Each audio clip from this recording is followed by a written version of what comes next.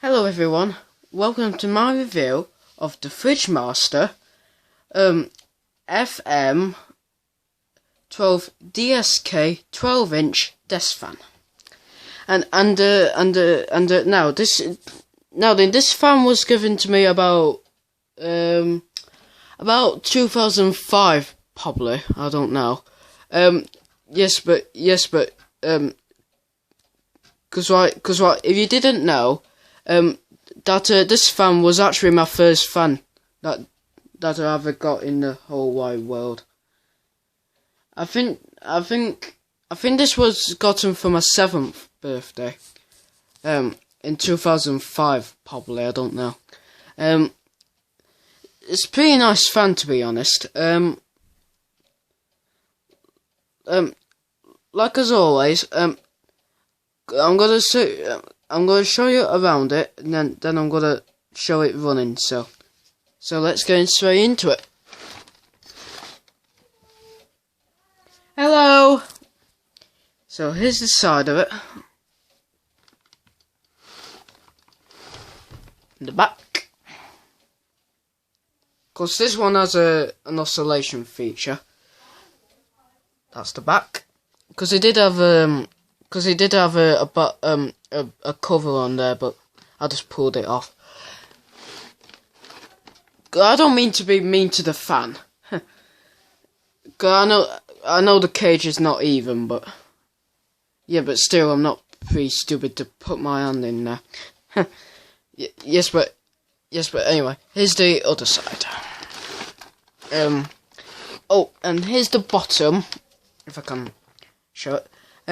So it's a Fridgemaster. It's 40 watts, and like I said, the model number is FM 12 DSK, and it's made in China. Pretty good information there, if you ask me. Yes, but because I'm gonna start from low and then to high. Then it's got because it's gotta go low, medium, and then high. So then first we have low with oscillation.